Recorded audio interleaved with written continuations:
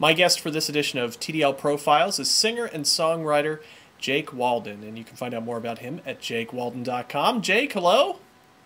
How you doing? I am doing well. How are you? You know what? It's a beautiful day in Los Angeles, about 75 degrees. I can't complain. Rubbing it in. I can see out the window. It's a beautiful sunny day there. You know, I thought I'd set it up just so you could see that. I appreciate that. You're welcome. Well, I'll let you. I know singers always hate this, but how would you categorize your music? If someone never heard you, how would you describe your music? Sure. Well, I'm a singer-songwriter in the purest of forms. I hope my folks are hippies, so I grew up with all the original singer-songwriters. You know, Joni Mitchell's my inspiration, my favorite artist, and you know, I think every singer-songwriter has to just be who they are. But as far as influences and such, I'm all about melody and story.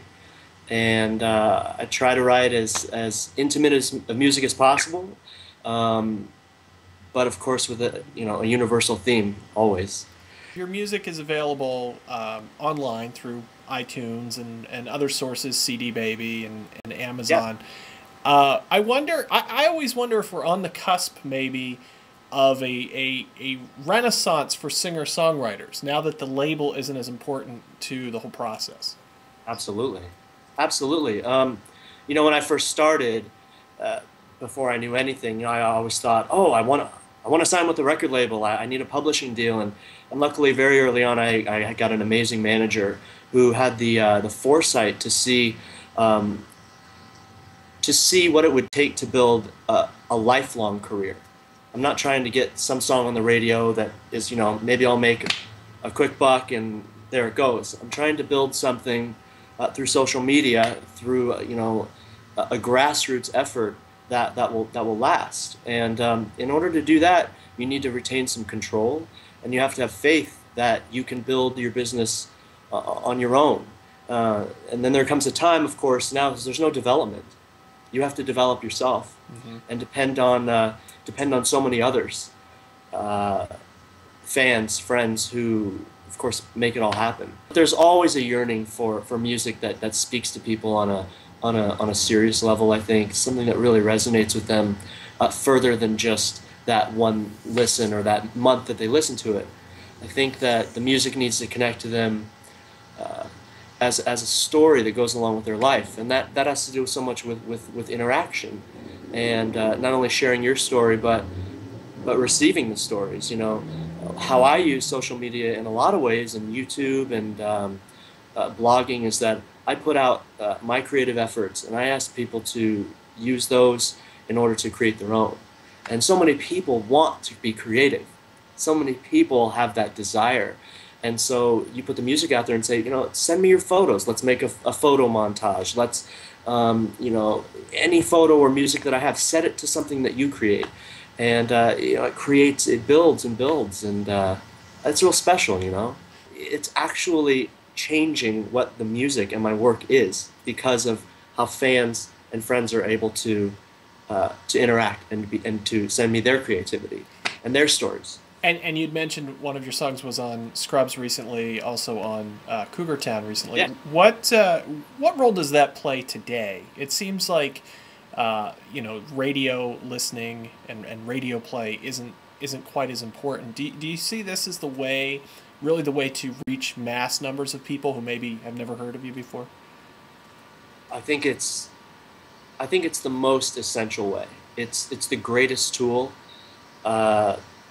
People, all of us tend to connect music with imagery.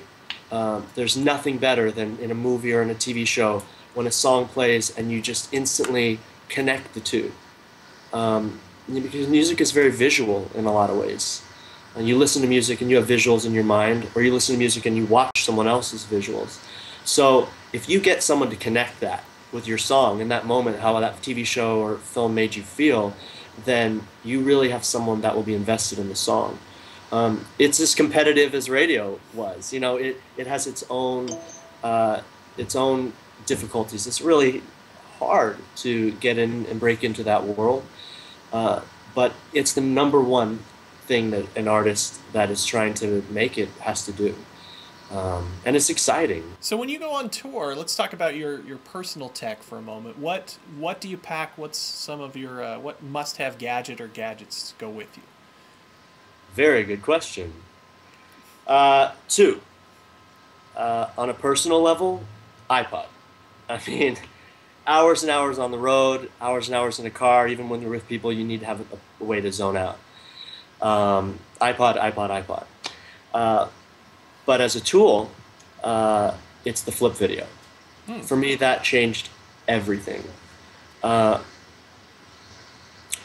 time I go on the road, I try to make a video blog of each city that I was at, kind of a little adventure to keep people excited if I'm coming to them, or to let in on that cool, intimate, behind the scenes sort of stuff that the people in Hungary or Germany I'm not able to see yet or to play for yet. I'm able to go to my hometown, show my family. When I was home at Christmas, I take my flip video and made a video of that. I'll tell you the truth, it also keeps you busy because it can be really boring. And editing, making those, it gives you something to do and makes you feel productive. So the flip video and the iPod, for sure. I'm 29 years old, and I didn't have a computer until I was 25. I mean, I went through college. I thought the internet was, the death of communication. I had this ironic idea that it disconnected people, and of course I've learned that it's the exact opposite, and it's changed my life. So I'm really late to come to things. I'm not a super tech user, but when it comes to my work, YouTube, MySpace, Facebook, blah, blah, blah, blah, blah, blah, blah, it's everything. I mean, I'm on it every day. Music now is becoming, the actual music, getting people the songs is really not where you're trying to make your money. You're trying to make your money, your career, on touring, on merchandise, on all things. I'm creating a coffee table book right now with all my blogs and pictures from the last year. But iTunes is amazing. I mean, it's instant. It's a fair playing field to a certain extent. And I'm in all of them. Amazon, iTunes. It's a pretty good deal. They don't rip you off too much. And it's essential. It's essential. It's really incredible when you think about it because maybe your song is featured on a show, and who knows how many thousands of people might go and try to find what that song was, and Sure. and now there's a way they can just buy it immediately rather than waiting to see if a CD shows up at a CD store in a couple of months. Yeah, it's incredible. I mean, it's people want the instant access, right? Instant access, instant gratification. It fits right in. And again, I used to be so anti everything. I mean, really militantly, And now I think it's the greatest thing ever.